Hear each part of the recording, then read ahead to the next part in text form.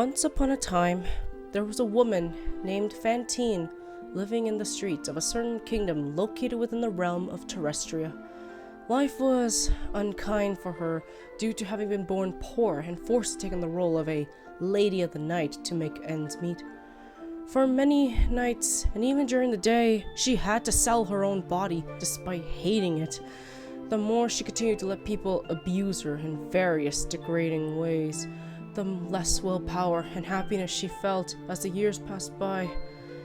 It wasn't until a particular noble had his way with her, while giving her a rather cheap payment in return, did her life change forever. Fantine would find herself being pregnant, much to the shock of the other woman in the same job as her, despite being told to abort the baby as it would interfere with her work and make things more difficult for her in the long run. Fantine refused on the grounds that sacrificing her own child to make her life easier was wrong, and believed it was her responsibility to care for them.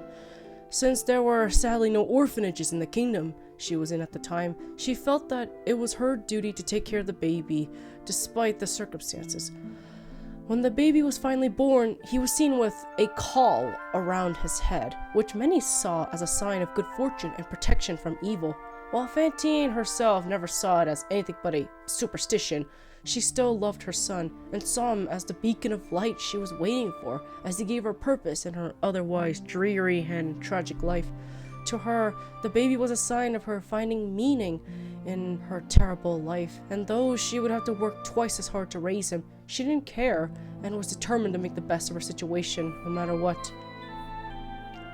For the next 7 years, Fantine and her son, who was named Jonathan, lived on the streets and struggled to get enough food for each other. Fantine focused all of her money and time in bringing food to her son, while Jonathan tried to help his mother as much as he could, despite his young age. So you see, it couldn't have been easy for either of them. Though Jonathan did have to live with the stigma of being the son of a literal whore by the more cruel children, he endured it for the sake of his mother, who poured all of her love and hard work into raising him.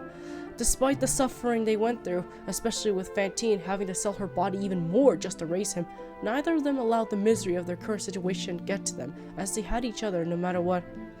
Sadly, their life together wouldn't last, as the detrimental effects of Fantine's job would finally claim her life and affect Jonathan's as well.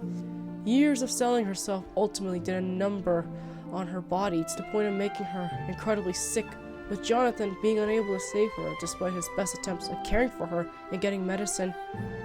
Tragically, Fantine would end up dying all alone, with Jonathan and her fellow ladies being the only people to mourn for her while the rest of the world forgot. Her last words to her son would be for him to live, even if it meant going on without her. Of course, it was not easy for Jonathan to live on without her, as she was the main parental figure he had in his life, and even clung onto her corpse in a vain attempt at staying by her side.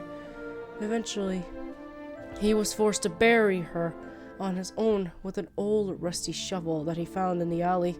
Because she wasn't given a proper funeral as a result of her status, Jonathan could only mourn for her on his own, with her body being placed in a public grave where many other destitute people laid in.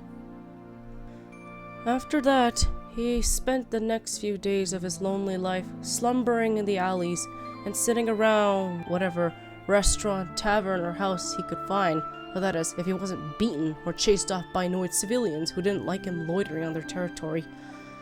Though he did beg for food and money, he was mostly ignored since his attempts were half-hearted at best, and he simply didn't care anymore.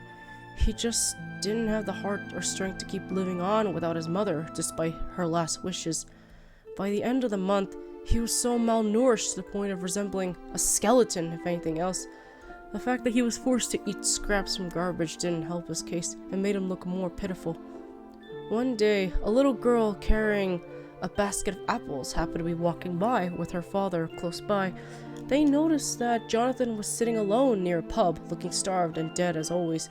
Feeling sympathy for him, the little girl offered him one of the apples she had, while encouraging him to eat, since she didn't want him to starve.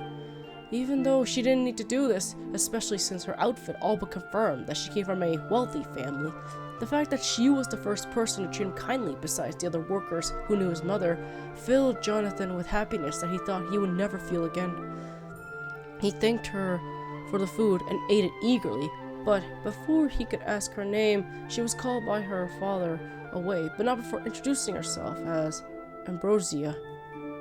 Regaining his will to live and taking his mother's last words to heart, Jonathan resolved to keep living for his mother's sake and to find a purpose in life. However, before he could do anything significant with his life, he quickly noticed that something terrible was about to happen. He saw the little girl named Ambrosia running across the street trying to pick up one of the apples she had dropped when a carriage suddenly arrived with no way of stopping in time. Realizing what was about to happen, Jonathan quickly acted and pushed Ambrosia out of the way, which led to him being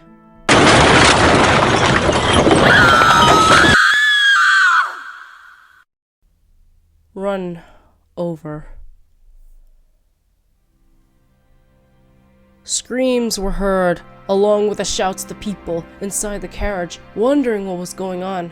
Of course, the Baron, who was riding in the carriage, was more concerned over whether Ambrosia was alright, while dismissing the concerns of Jonathan due to his poor status, with the other witnesses being worried over the boy's well-being.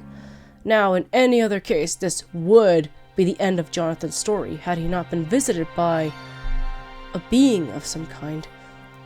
Jonathan found himself in a mysterious dark void, with a humanoid figure hovering before him. Said figure wore black robes that seemed to blend in with the darkness, along with having a pale face. Though intimidating, the figure proved to be unmalicious, as he firmly but gently consoled Jonathan over the misery that occurred in his life, including the death of his mother. However, despite Jonathan being unafraid of death and longing to see his mother again, the mysterious being told him that he had an offer to give him. It was one that would change his life forever and decide on whether he would live or die. When asked on who the being was, the being introduced himself as Azrael, the angel of death, and the one in charge of directing souls to the afterlife, while also keeping the balance between the mortal realm and the spirit realm. Seeing potential in Jonathan and wanting him to give life another chance, Azrael offered him a chance to go back to his mortal body and stay with him under one condition, that he become the latest Reaper. Jonathan was stunned by this offer, as he had only heard rumors and myths of the supposed Reapers. They were said to be powerful beings who could summon spirits, slay monsters, and demons of all kinds, while also helping restless souls pass on to the afterlife. Such power could only be held by those who were not only responsible and heroic, but also had the will to live. The fact that Azrael sensed such potential within Jonathan surprised him, considering the circumstances of his birth and his low position. Though a small part of him wanted to reject Azrael's offer and pass on to the afterlife to reunite with his mother, he recalled his mother's last words to him, which was to keep living. Wanting to honor her wishes and seek a purpose in life, he accepted Azrael's deal and was immediately brought back to life.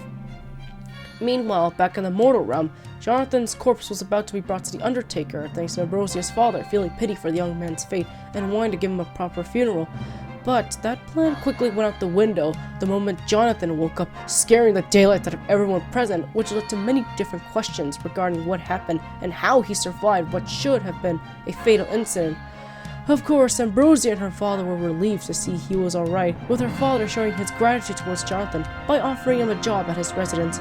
But before he could say yes, Azrael himself showed up in person using a human form while claiming Jonathan as his godson, to the shock of everyone. He went on to explain how Jonathan was entrusted to him by his deceased mother and would be bringing him to his farm, which is located outside the kingdom they were in. Going along with the story, Jonathan agreed to go with him and left, but not before bidding Ambrosia and her father farewell and heading outside of the kingdom with Azrael. As soon as they walked a bit further away from the kingdom, Azrael transformed into his angelic form and flew Jonathan to a small town that was a small distance away from the kingdom, known as Apfelholm. They soon arrived at Azrael's home, which was a humble farm surrounded by bountiful crops. There, Jonathan would start his new life and undergo his training as the newest Reaper. But this was only the beginning and part of a new chapter in his life that would change him forever.